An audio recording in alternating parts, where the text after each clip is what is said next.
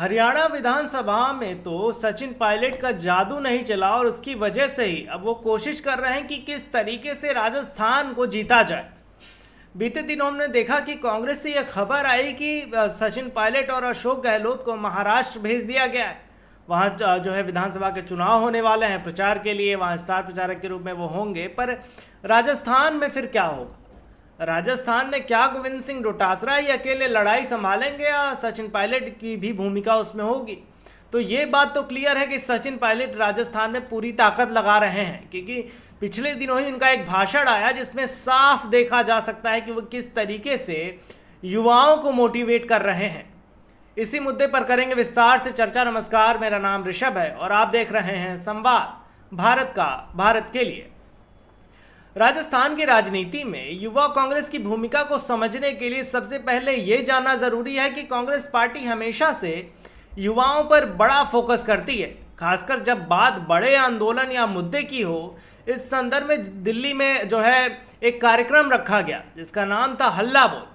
उसमें राष्ट्रीय युवा कांग्रेस के अध्यक्ष उदय भानु जो है वहाँ मौजूद रहे। उन्होंने ये संदेश दिया कि वह राजस्थान और अन्य राज्यों के युवा कांग्रेस कार्यकर्ताओं के लिए बेहद महत्वपूर्ण है। आइए इसे आसान और सरल भाषा में समझते हैं।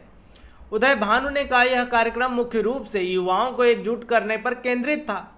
उन्होंने साफ साफ कहा कि चाहे युवा कहीं के भी हों, उनके साथ अन्याय नहीं होने दिया जाएगा।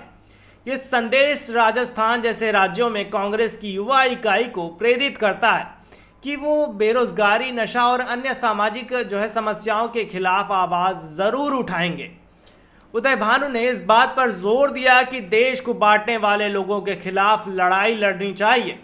राजस्थान की राजनीति में ये भी महत्वपूर्ण है कि जहां हाल में के समय में कई मुद्दों पर राजनीतिक दलों के बीच मतभेद चल रहा है, ध्रुवीकरण देखा गया है, कांग्रेस पार्टी का यह संदेश दे रही है कि वह जो है सबको एक साथ लेके चलना चाहती है, समग्रता और एकता की राजनीति वो करना चाहती है। हल्ला बोल कार्यक्रम में बेरोजगारी और नशा जैसे मुद्दों को लेकर बड़ा जोर दिया गया। राजस्थान जैसे राज्यों में भी ये दोनों समस्याएं गंभीर हैं। यहाँ कांग्रेस, खासकर युवा कांग्रेस, इस एजेंडे के साथ आगे बढ़ रही है कि युवाओं के लिए रोजगार के अवसर पैदा किए जाएं और नशे के खिलाफ कड़ी कार्रवाई की जाए। उदय भानु ने यह भी बताया कि कैसे युवा कांग्रेस ने कोरोना के समय देश की सेवा की।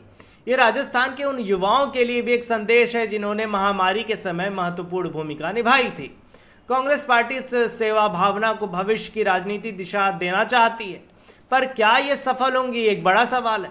उदय भानु ने फांसीवादी ताकतों के खिलाफ लड़ाई को प्राथमिकता दी।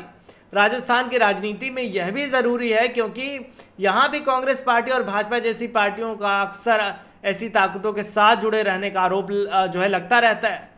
युवा कांग्रेस का फोकस इसी लड़ाई को लड़ना और महत्वपूर्ण है, क्योंकि राजस्थान और पूरा देश, हमारा देश युवाओं का देश है। अगर ऐसे में इनकी समस्या नहीं सुनी जाएगी तो फिर आने वाले चुनाव में भी इनको दिक्कत हो सकती। यही कारण है कि सब नेता युवाओं पर फोकस कर रहे हैं।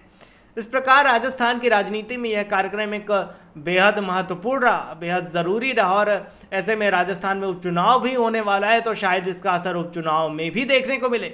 पर इस मुद्दे पर आपकी क्या राय है, हमें कमेंट में बताइए और देखते रहिए संवाद भारत का, भारत के लिए। क्या आप भी मेरी तरह न्यूज एंकर या रिपोर्टर बनना चाहते हैं? या फिर आपका सपना है बड़े न्यूज चैनल्स में काम करने का?